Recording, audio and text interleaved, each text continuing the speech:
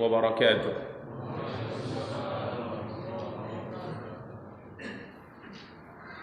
إن الحمد لله نحمده ونستعينه ونستغفره ونعوذ بالله من شرور أنفسنا ومن سيئات أعمالنا. من يهده الله فلا مضل له ومن يضلل فلا هادي له. أشهد أن لا إله إلا الله وحده لا شريك له وأشهد أن محمدا عبده ورسوله صلوات ربي وسلامه عليه وعلى آله وأصحابه ومن اهتدى بهديه واستنى بسنته إلى يوم الدين وسلم تسليما كثيرا. أما بعد. Ikhwani wa akhwati kaum muslimin, kaum muslimat, rahimani wa rahimakumullahu jami'an. Alhamdulillah, puji dan syukur senantiasa kita ucapkan untuk Allah Subhanahu wa ta'ala atas nikmat dan karunia yang alhamdulillah senantiasa diberikan oleh Allah Subhanahu wa ta'ala untuk kita semua. Salawat beserta salam semoga senantiasa dilimpahkan oleh Allah Subhanahu wa ta'ala untuk junjungan dan panutan kita Nabi Allah yang mulia Muhammad sallallahu alaihi wasallam. Ikhwani, kaum muslimin, kaum muslimat, rahimani wa rahimakumullahu jami'ah. Pada kesempatan yang berbahagia kali ini biidznillah kita akan kembali melanjutkan kajian dan pembahasan kita, mencoba untuk membaca dan menjelaskan salah satu di antara karya yang telah ditulis oleh Al-Imam Abu Zakaria Yahya bin Sharaf An-Nawawi rahimahullahu ta'ala. Karya beliau Riyadhus Shalihin dengan panduan syarah dari Syekh Muhammad bin Shalih Al-Utsaimin rahimahullahu ta'ala, yang alhamdulillah pada pertemuan terakhir kita telah membahas hadis yang diriwayatkan oleh Al-Imam At-Tirmidzi dari sahabat yang mulia Abu Muhammad Al-Hasan bin Ali bin Abi Thalib radhiyallahu anhuma. Tatkala Al-Hasan bin Ali berkata, aku telah menghafal dari Rasulullah sallallahu alaihi wasallam sabda beliau, da' ma yaribuka ila ma la yaribuk. Tinggalkan apa yang meragukanmu kepada apa yang tidak meragukanmu. Di mana telah kita jelaskan pada pertemuan yang lalu bahwa sabda Nabi kita yang mulia sallallahu alaihi wasallam ini dijadikan sebagai kaidah besar oleh para ulama, di mana setiap hal yang kita masih meragukan apakah hukumnya halal atau haram, maka agama kita, agama Islam menuntut kita untuk meninggalkan sesuatu yang masih meragukan ini. Apatah lagi satu perkara tersebut jika seandainya haramnya jelas. Ya, tentunya ini sangat ditekankan oleh syariat agar kita meninggalkannya. Yang masih diragukan saja dianjurkan untuk meninggalkannya, apatah lagi yang sesuatu perkara yang sudah jelas keharamannya. Karena ya dalam hadis yang lain Nabi kita yang mulia sallallahu alaihi wasallam pernah bersabda, innal halala bayyinun wa innal harama bayyinun wa bainahuma umurun mushtabihat la ya'lamuhunna katsirun minan nas. Sesungguhnya perkara yang halal itu sangat jelas, dan suatu perkara yang haram itu juga sangat jelas.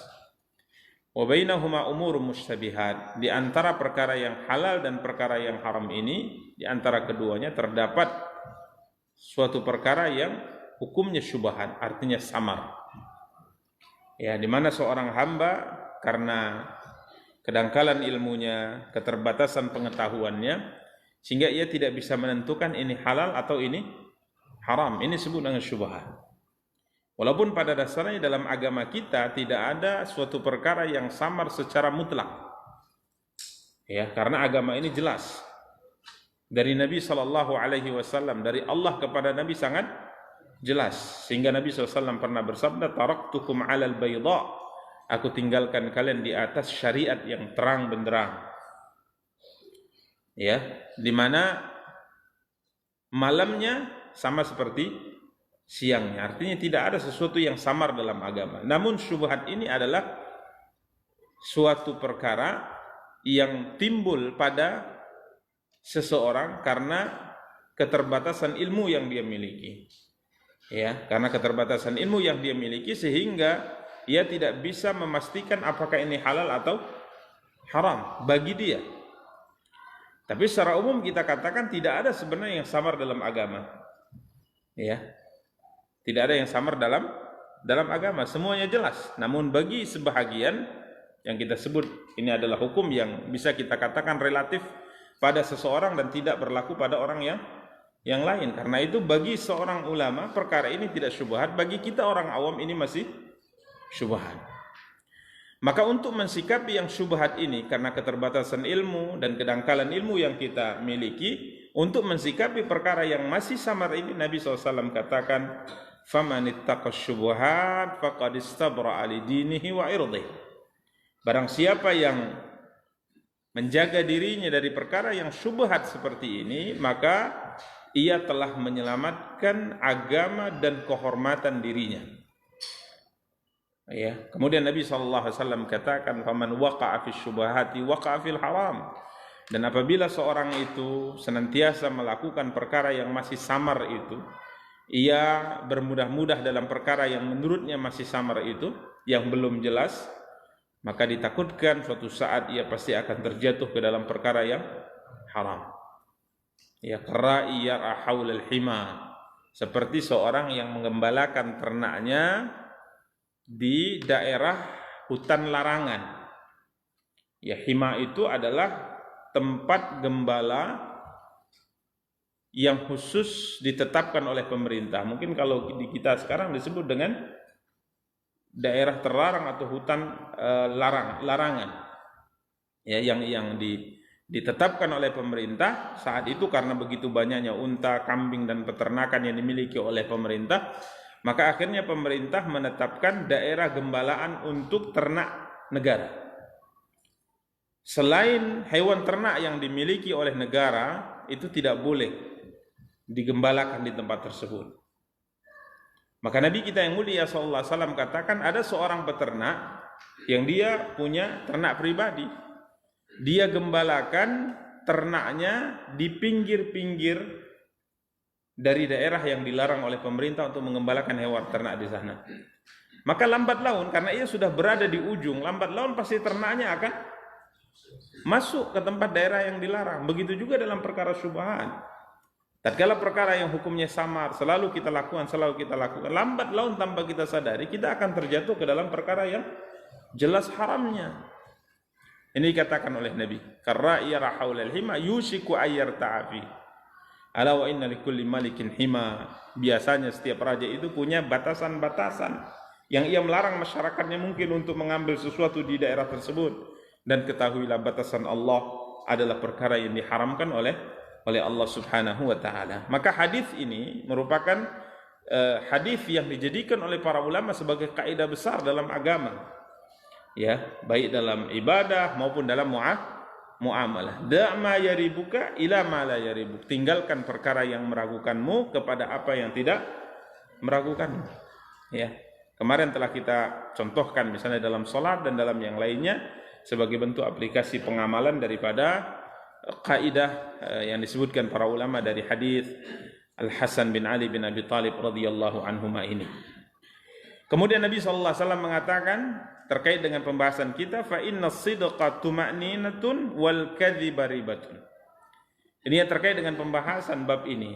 Sesungguhnya kejujuran dan kebenaran itu adalah ketentraman, sedangkan dusta itu adalah keraguan. Di mana kita telah jelaskan kemarin bahwa kejujuran yang diucapkan oleh seorang akan mendatangkan ketentraman untuk jiwanya dan untuk jiwa yang mendengarnya.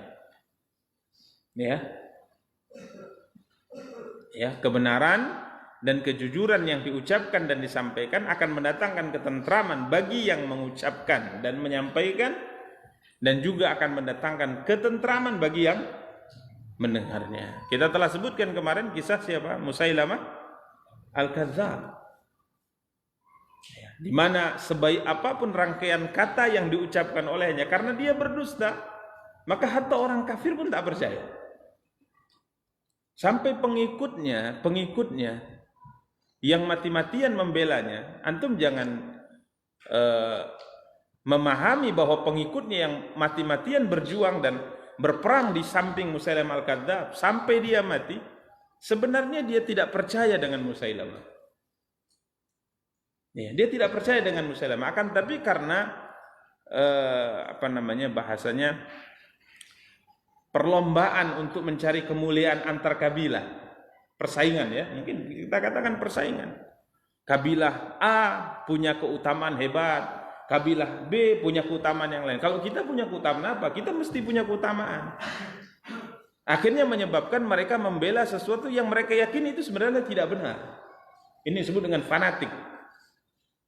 Sehingga mereka mengatakan pasukan atau orang yang membela Musailamah sampai mau mengorbankan harta, nyawa dan darahnya untuk membela Musailamah. Dia mengatakan, aku tahu Musailamah ini pendusta, dia bukan nabi, tapi pendusta dari kabilah Rabi'ah lebih aku cintai daripada orang yang jujur tapi dari kabilah Mudhar, jadi Muhammad. Itu antum lihat bagaimana fanatik terhadap kabilah, fanatik terhadap golongan. Makanya Islam mengharamkan kita ghulu, fanatik ini diharamkan. Kenapa? Orang kalau sudah sampai pada tingkat seperti ini, maka kebenaran itu nomor sekian baginya. Ya, kebenaran itu nomor sekian. Aku tahu itu benar, tapi susah. Nah, ini bahaya fanatik ini. Coba lihat ungkapan mereka. Aku tahu Musailamah pendusta. Muhammad itu jujur, dia betul-betul nabi, tapi ini pendusta. Tapi seorang pendusta dari kabilah Rabi'ah, yakni kabilahnya Musailamah, lebih aku cintai daripada seorang yang jujur dari kabilah Mudhar, yakni asal usul orang-orang Quraisy, yakni kabilah Nabi kita yang mulia sallallahu alaihi wasallam. Ini luar biasa, ya. Jadi orang yang berkata jujur, berkata benar akan mendatangkan ketentraman bagi dirinya dan bagi orang lain. Maka hatta orang kafir sendiri, mereka tentram sebenarnya mendengar perkataan siapa? Rasulullah. Tentram mereka, senang mereka mendengar Al-Quran. Itu bukan dalam sejarah. Kadang-kadang malam hari mereka diam-diam menyimak bacaan siapa? Rasulullah. Siapa yang menyimaknya? Apakah orang-orang bodoh dari kalangan orang Quraisy? Tidak, orang cerdas. Akhnas bin Syurai, Abu Jahal, Abu Sufyan yang akhirnya masuk Islam. Mereka diam-diam mendengar dan menyimak bacaan Nabi di malam hari. Ya, Nabi salat malam, mereka datang diam-diam di kegelapan. Waktu itu tidak ada lampu. Mereka duduk bersenang-senang menikmati bacaan siapa? Rasulullah. Tatkala Abu Bakar radhiyallahu taala anhu membuat seperti musalla kecil, tempat ibadah kecil di rumahnya. Setiap kali salat di luar itu penuh orang menyimak bacaan beliau. Ini kebenaran. Ini kejujuran. Tatkala didengar oleh orang yang mendengarnya akan mendatangkan apa? Ketentraman. Tapi kesombongan, fanatik terhadap suku dan golongan menjadikan mereka tidak mau apa? Beriman. Ini kaum muslimin yang dimuliakan dan dirahmati oleh Allah Subhanahu wa taala. Maka Nabi SAW katakan, fa inna sidqa tuma'nina. Kejujuran dan kebenaran itu ketentraman. Sedangkan kedustaan adalah keraguan, bimbang. Orang yang berkata dusta, yang berbuat tidak benar, maka akan muncul keraguan besar dalam dadanya, ketidaktentraman di dalam dadanya, sebagaimana yang disabdakan oleh Nabi kita yang mulia sallallahu alaihi wasallam. Ikhwani kaum muslimin wa akhwati kaum muslimat yang dimuliakan dan dirahmati oleh Allah Subhanahu wa taala, kita akan lanjutkan pembahasan kita. Kita akan masuk hadis ke-56 dari kitab Riyadhus Shalihin di bab As-Sidq ini. Hadis Abu Sufyan Sakhr bin Harbin radhiyallahu anhu Hadis Abu Sufyan, Sakhar bin Harb. Nama beliau Sakhar bin Harb radhiyallahu anhu. Fi hadithihi tawil, pada hadisnya yang panjang, fi qissati Hirakla. Ya, di dalam kisah Raja Romawi, Heraklius, yang diberi gelar dengan nama Kaisar atau Kaisar Romawi. Ya. Hadisnya panjang, kata Al-Imam An-Nawawi rahimahullah. Yani tatkala Nabi kita yang mulia sallallahu alaihi wasallam mengirim surat kepada raja ini. Ya. Nabi mengirim surat kepada raja ini setelah disepakatinya perjanjian Hudaybiyah. Ya, disepakati perjanjian apa? Hudaybiyah.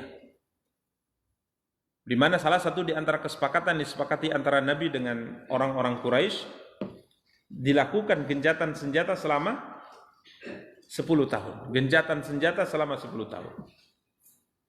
Siapapun dari kaum muslimin yang pergi ke daerah manapun, maka tidak boleh diganggu, tidak boleh disakiti, tidak boleh diperangi, tidak boleh dimusuhi, dibiarkan. Karena terjadi apa? Perdamaian. Gencatan senjata selama berapa? 10 tahun. Begitu juga orang-orang Quraisy mau kemana saja, mau ke Madinah terserah, silahkan. Terjadi gencatan senjata selama 10 tahun. Maka kesempatan ini dipakai oleh Nabi SAW untuk mengirimkan duta-duta Islam, mengirimkan surat-surat dari beliau dibawa oleh para sahabat ke seluruh penjuru dunia. Ya, mengajak tokoh-tokoh masyarakat, mengajak raja-raja di dunia saat itu untuk memeluk apa? Islam. Dimanfaatkan oleh Nabi SAW. Sehingga informasi tentang Nabi kita yang mulia sallallahu alaihi wasallam ini tidak hanya terbatas jazirah Arab, tapi di seluruh dunia. Nabi pilih sahabat-sahabat yang paling mulia, yang cakap, dijadikan sebagai duta Islam, utusan Nabi SAW untuk membawa surat tersebut. Dan juga dipilih sahabat-sahabat yang memiliki fisik yang bagus, penampilan meyakinkan, wajah yang tampan. Ini dipilih oleh Nabi SAW. Yang pandai berkomunikasi, dipilih oleh Nabi, yang tentunya punya mental dan keberanian. Karena membawa sebuah surat kepada raja-raja di zaman itu. Di saat itulah Nabi SAW pertama kali membuat apa? Khatam, stempel. Ya, karena diinformasikan kepada Nabi bahwa raja-raja itu, tokoh-tokoh masyarakat dunia itu tidak mau membaca surat dari siapapun kecuali apabila ada apa? Stempelnya. Maka Nabi buat stempel Muhammad Rasulullah di cincin beliau alaihi salatu wassalam. Maka setiap kali beliau perintahkan untuk menulis, maka setelah selesai maka beliau stempel. Kemudian bawa, kirimkan ke fulan, bawa ke raja ini dan sebagainya. Maka dikirimlah ke raja Persia, dikirimlah ke raja Romawi, dikirimlah ke Mesir, dikirimlah ke Habasyah, semuanya dikirim surat ini, mengajak mereka masuk Islam. Termasuk yang dikirim surat oleh Nabi kita yang mulia sallallahu alaihi wasallam adalah raja ini, yakni Heraklius, di mana dia adalah salah satu di antara raja menguasai kerajaan yang sangat besar di zaman itu, salah satu di antara kerajaan adidaya di zaman itu, yakni Romawi. Di sisi lain ada kerajaan apa? Kekaisaran Persia. Maka Nabi kita yang mulia SAW memilih seorang sahabat untuk membawa surat ini dikirimkan ke raja ini. Maka berangkatlah sahabat itu ke sana. Ya. Kemudian surat itu disampaikan, kemudian dibacakan kepada Raja Heraklius. Ya. Masyhur suratnya, dalam banyak hadis disebutkan Nabi kita yang mulia sallallahu alaihi wasallam menulis Bismillahirrahmanirrahim dengan menyebut nama Allah yang Maha Pengasih lagi Maha Penyayang. Min Muhammadin Abdillah wa Rasulihi, dari Muhammad hamba Allah dan Rasulnya, kepada Herakla Azimi Ar-Rum, kepada Herakl pembesar Romawi. Ya, pembesar Romawi. Salamun ala man ittaba'al huda, keselamatan bagi orang-orang yang mengikuti petunjuk. Aslim taslam, masuk Islamlah engkau, maka engkau akan selamat dunia dan akhirat. Bahkan di akhirat, yu'tikallahu ajraka marratain, Allah akan menganugerahkan kepadamu pahala 2 kali lipat. Maksudnya pahala di masa engkau masih menjadi Nasrani, kemudian tatkala engkau masuk Islam, maka dihitung pahala juga. Ya, sebelum Islam engkau mendapatkan pahala atas amal kebaikan yang kau lakukan, dan setelah Islam tentunya engkau juga akan mendapatkan apa? Pahala. Fa in tawallait, namun ingat, kalau seandainya engkau tidak mau mengikuti seruan ini, maka engkau akan menanggung semua dosa masyarakatmu. Engkau akan menanggung semua dosa apa? Masyarakatmu. Kemudian Nabi menulis kan juga firman Allah Subhanahu wa taala dalam surah Ali Imran, "Qul ya ahlal kitab ta'alu ila kalimatin sawa'in bainana wa bainakum alla na'budu illallah wa la nusyrika bihi syai'a wa la yattakhidha ba'duna ba'dan arbaban min dunillah fa in tawallaw faqulu ashhadu bi anna muslimun." Nabi tuliskan ayat yang Allah Subhanahu wa taala firmankan dalam surah Ali Imran ayat 64, di mana artinya, katakan ya Muhammad kepada ahlul kitab, ta'alu ila kalimatin sawa'in bainana wa bainakum. Ayo, kemarilah, bersatulah untuk melakukan satu kalimat, satu ajaran yang tidak ada perbedaan antara kami dengan kalian untuk melakukannya. Jadi ini adalah ajaran yang sama di dalam agama kami, dan juga seruan ini sama di agama kalian. Alla na'budu illallah. Kita tidak beribadah kecuali hanya kepada Allah. Wa la nusyrika bihi syai'a. Dan kita tidak melakukan kesyirikan kepada Allah dengan sesuatu apapun. Wala yattakhidha ba'duna ba'dan arbaban min dunillah, dan sebahagian kita tidak menjadikan sebahagian yang lainnya sesembahan-sesembahan yang dia sembah selain Allah. Fa in tawallau, jika saatnya mereka berpaling tidak mau mengamalkan ini, maka katakan kepada mereka, saksikanlah sedangkan kami adalah orang-orang muslim. Selesai surat Nabi. Maka tatkala dia baca surat yang ditulis oleh Nabi SAW ini, surat ini masuk ke dalam hatinya. Karena raja ini bukan raja sembarangan. Dia orang yang paham dengan kitab Injil. Ini raja paham dengan kitab Injil. Dan dia tahu ada informasi di dalam kitab Injil yang dia pahami dan dia ketahui ada nabi akhir zaman. Maka tatkala dia baca surat ini dia terkejut. Dia terkejut. Karena tatkala dia baca dari kitab yang dia pelajari bahwa masa munculnya Nabi adalah saat ini. Ini yang beliau ketahui. Ya, saat ini adalah masanya Nabi itu muncul.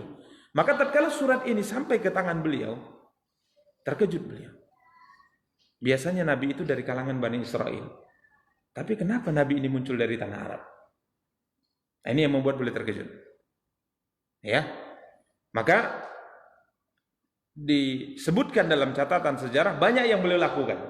Beliau panggil pendeta-pendeta dan sebagainya, beliau berdialog dengan mereka. Dan surat ini, surat yang dikirimkan oleh Nabi SAW ini dilipat bagus oleh beliau. Kemudian beliau katakan, ambilkan peti yang terbuat dari emas. Kemudian dimasukkan ke dalam. Kemudian dia simpan. Ini menunjukkan penghormatan dia terhadap apa? Surat Nabi kita yang mulia SAW. Kemudian dia berkata kepada utusan Nabi SAW, sesungguhnya aku sudah tahu ini masa Nabi itu muncul. Tapi aku tidak menyangka Nabi itu dari bangsa kalian.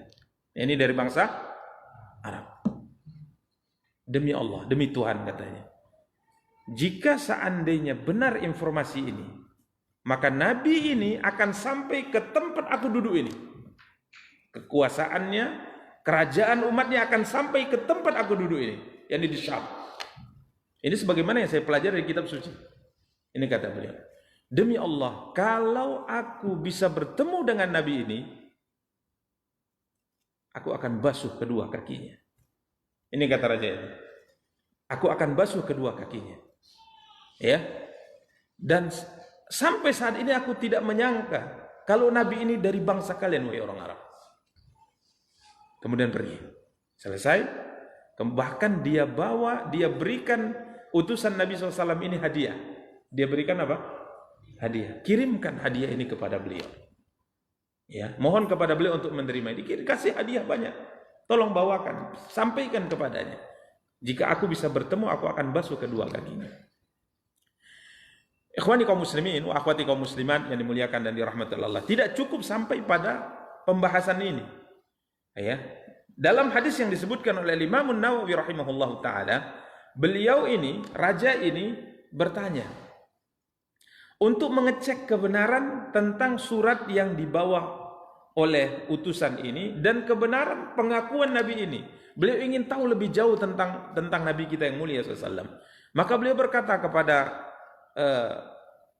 para pejabatnya, apakah ada saat ini orang-orang yang hidup di negeri yang mengaku Nabi ini sedang berada di daerah kita?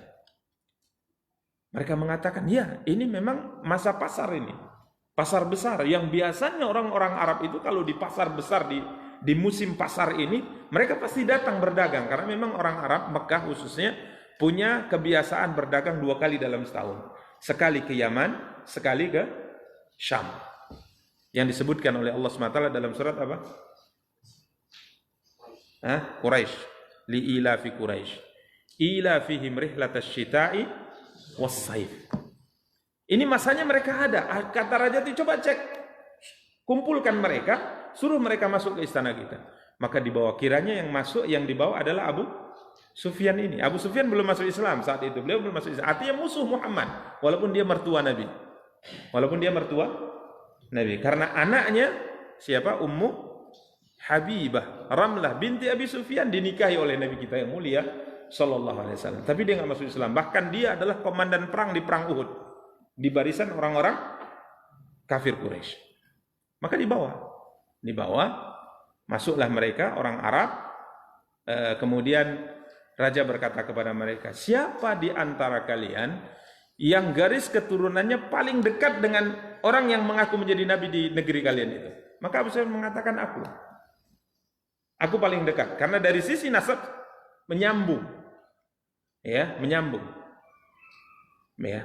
tentunya untuk menjelaskan tentang keterkaitan nasab panjang, ya, panjang. Artinya dia adalah orang yang garis keturunannya dekat dengan siapa? Dengan Nabi. Aku. Maka raja mengatakan, coba disusun saf kalian. Ya, Abu Sufyan di depan, yang lainnya di belakang dia. Saya akan bertanya kepadamu tentang orang yang mengaku Nabi ini di bangsa kalian, di negeri kalian. Jika seandainya, yang aku tanya adalah kamu, Abu Sufyan, karena engkau yang paling dekat garis keturunan dengannya, tentunya engkau yang paling mengetahui. Karena engkau kerabat. Kerabat itu lebih tahu dari yang bukan kerabat. Aku akan bertanya kepadamu dan jawab semua pertanyaanku. Wahai teman-teman Abu Sufyan, kalian di belakang Abu Sufyan semuanya. Jika seandainya Abu Sufyan dusta, kasih isyarat kalau dia berdusta. Kalau dia jujur, sudah, diam saja. Tapi kalau dia dusta, kasih isyarat. Pandai penyusunannya. Tapi kalau seandainya saling seperti antum saling bisa melihat, pasti mereka tidak berani mendustakan Abu Sufyan, karena Abu Sufyan tokoh besar di kota Mekah. Kalau aku katakan dusta, habis aku nanti di Mekah, kan gitu kan? Tapi ini di belakang, nggak tahu siapa yang mendustakan Abu Sufyan. Kasih isyarat. Demi Allah, kata Abu Sufyan, kalaulah bukan karena takut aku dikatakan sebagai seorang yang berdusta, aku akan berdusta dalam menjawab semua pertanyaan raja itu. Tapi aku nggak mau dikatakan sebagai apa? Ini orang kafir nih waktu itu. Dia tidak mau dikatakan, dicap sebagai seorang pendusta. Karena memang sebagaimana kita katakan, sifat atau dusta itu merupakan sifat yang dicela oleh siapapun. Sedangkan kejujuran merupakan sifat yang dicintai oleh siapapun. Sampai sang pendusta kalau disifati penjujur bangga dia. Dan sang pendusta kalau dikatakan pendusta dia marah. Ini ikhwani kaum muslimin yang dimuliakan dan dirahmati Allah. Maka mulai ditanya satu persatu. Bagaimana garis keturunan Nabi yang mengaku Nabi, lelaki yang mengaku Nabi di bangsa kalian? Apakah dia dari garis keturunan orang rendahan atau orang mulia? Maka Abu Sufyan mengatakan dia termasuk orang yang memiliki garis keturunan yang sangat mulia. Maka raja mengatakan, ya memang gitulah Nabi. Tidak ada seorang Nabi kecuali dilahirkan dari garis keturunan yang sangat mulia dan terhormat. Pertanyaan, banyak pertanyaan. Itu membaca dalam Sahih Bukhari. Pertanyaan banyak. Ini hadis yang luar biasa. Dialog ini. Yang ditanyakan, apakah dia pernah berdusta semasa hidupnya? Enggak, tidak pernah dia berdusta. Maka raja mengatakan, tidak mungkin seorang yang berani yang tidak berani berdusta kepada manusia, tapi dia malah berani berdusta atas nama Allah. Nggak mungkin. Kalau dengan manusia saja dia nggak berani berdusta, apalagi mengatasnamakan siapa? Allah. Allah Maha Besar. Kan gitu. Ya. Pengikutnya, apakah yang mengikutnya orang-orang mulia atau orang-orang rendahan? Mayoritasnya rendahan, wahai raja. Bilal bin Rabah, Amir bin Fuhair, mayoritasnya rendahan. Maka raja mengatakan, dalam catatan sejarah, pengikut para nabi memang seperti itu. Dalam catatan apa? Sejarah. Yang mengikuti nabi itu orang-orang rendahan. Memang orang yang hidup tanpa beban. Orang kalau ingin mengikuti satu kebenaran, masih ada beban yang dia pikirkan, nggak akan mungkin dia bisa mengikuti kebenaran. Maka orang yang sedikit bebannya dalam kehidupan adalah orang miskin, orang yang tak punya jabatan, orang tak punya kedudukan. Jadi tatkala dia ingin menyelisihi sesuatu, dia tidak pikir panjang. Dalam catatan sejarah, memang semua pengikut Nabi seperti itu. Pengikutnya bertambah atau berkurang? Semakin hari memang semakin bertambah. Memang begitu. Dalam catatan sejarah, sedikit, kemudian terus bertambah sampai akhirnya Allah sempurnakan. Semua ditanya. Itulah dia mengatakan,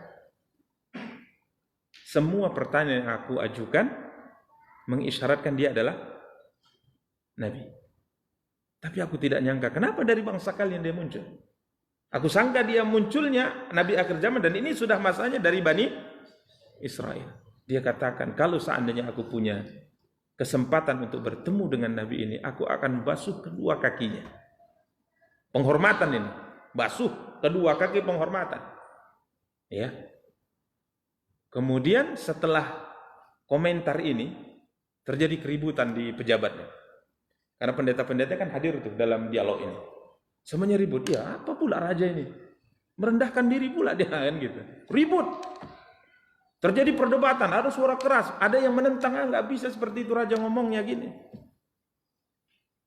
Maka subhanallah, setelah ribut, raja mengatakan, sudah keluar kalian. Keluar kalian.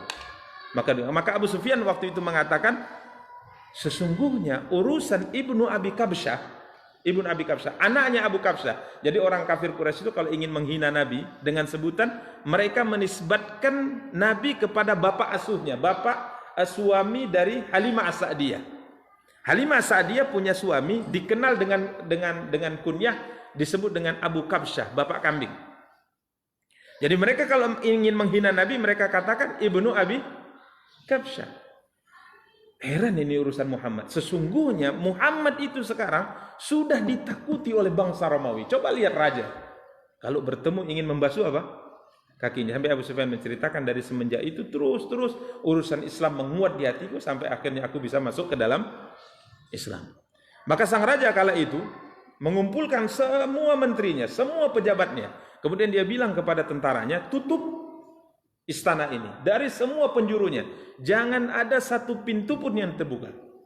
Dikumpulkan semua pejabat di kerajaan Romawi. Kemudian dia mengatakan kepada semua pejabatnya, apakah kalian ingin kerajaan kalian ini, kerajaan Romawi ini tetap bisa kalian pegang? Mereka mengatakan, ya, kami ingin tetap jaya di kerajaan ini. Maka apa kata raja? Kalau kalian memang ingin tetap jaya, ikuti Nabi yang muncul di tanah Arab. Ini nasihat siapa? Raja kepada semua pejabatnya. Kalau memang kerajaan ini ingin dikekalkan oleh Tuhan untuk kita, maka kita harus beriman dengan Nabi itu. Semuanya nolak. Kalau itu tidak mau, akhirnya mereka semua ingin keluar. Semua ingin keluar. Tapi tatkala mereka keluar, pintu semua sudah ditutup. Cerdas ini raja. Karena kalau seandainya mereka bisa keluar, kemudian informasi ini sampai ke masyarakat, maka akan terjadi pemberontakan besar-besaran di negara itu. Dia tutup. Kemudian sudah balik, duduk kalian semua di tempat duduk kalian, karena aku hanya ingin menguji sejauh mana keimanan kalian dengan agama yang kalian pegang sekarang. Ya, aku hanya ingin menguji kalian saja. Akhirnya mereka mengatakan, tenang, kami sangka raja ingin masuk ke dalam Islam. Padahal di hati raja ini sebenarnya ada ketertarikan memeluk apa? Islam, tapi karena dia takut kekuasaannya akan atau dia akan dijatuhkan dalam kerajaannya, maka dia akhirnya tidak mau memeluk Islam.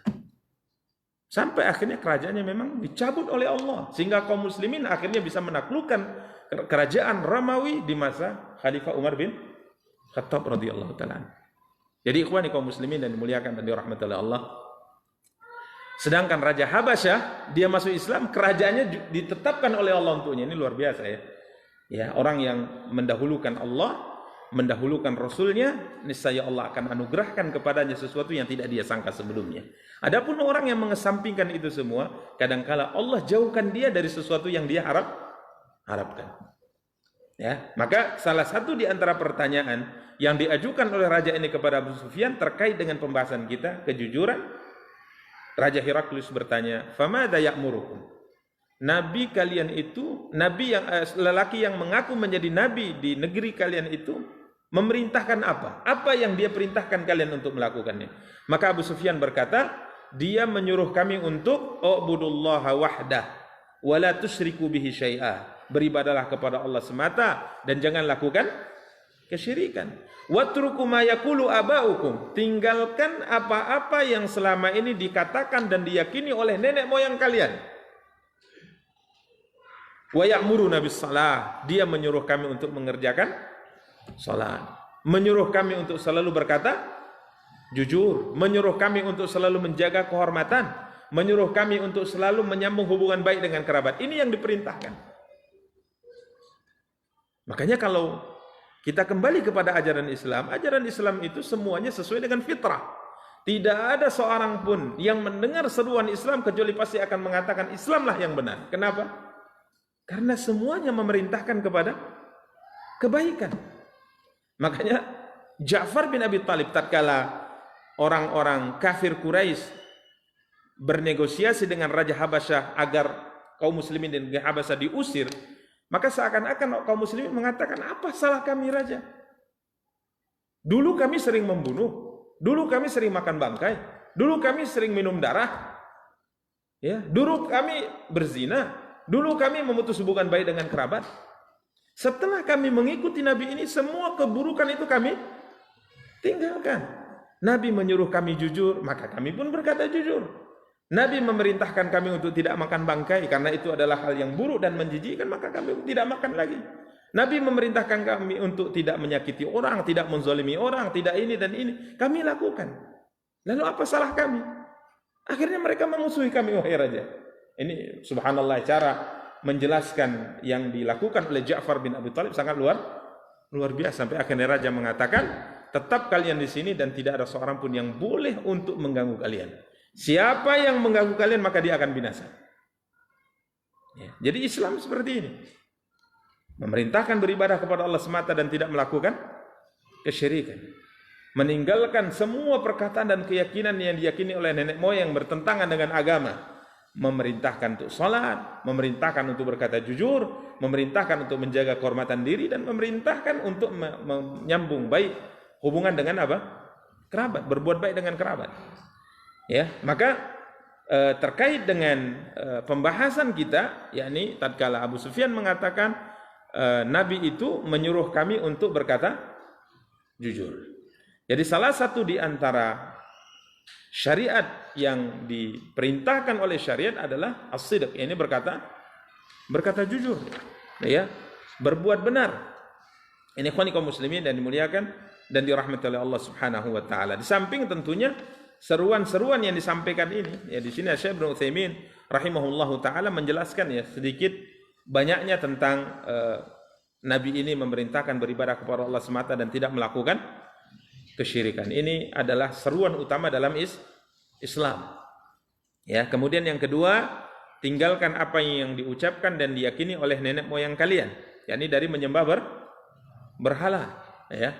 Tinggalkan, ya, semua yang berkaitan dengan kesyirikan, menyembah berhala dan semua keburukan yang dilakukan oleh nenek moyang itu harus ditinggalkan. Kemudian memerintahkan mengerjakan apa? Salat. Syekh Ibnu Utsaimin mengatakan karena salat merupakan hubungan antara seorang hamba dengan Tuhannya, dengan Allah Subhanahu wa taala. Bahkan mengerjakan salat merupakan rukun Islam yang terkuat setelah mengucapkan apa? Syahadat. Dengan salatlah seorang itu dibedakan apakah dia muslim atau kafir. Dengan salat. Ya, maka Nabi kita yang mulia SAW mengatakan al-ahdul ladzi bainana wa bainahum as-salata faman tarakaha faqad kafar. Perbedaan antara kita dengan selain kita adalah mengerjakan apa? Salat. Barang siapa yang meninggalkannya maka dia kafir, kata Nabi SAW. Jadi Nabi ini memerintahkan mengerjakan salat. Ya, ini ikhwani kaum muslimin yang dimuliakan dan dirahmati oleh Allah Subhanahu wa taala. Semoga yang kita sampaikan ada faedahnya dan insyaallah akan kita lanjutkan pada pertemuan yang akan datang. Kita cukupkan. Subhanakallahumma bihamdika asyhadu an la ilaha illa anta astaghfiruka wa atubu ilaik. Wassalamualaikum warahmatullahi wabarakatuh.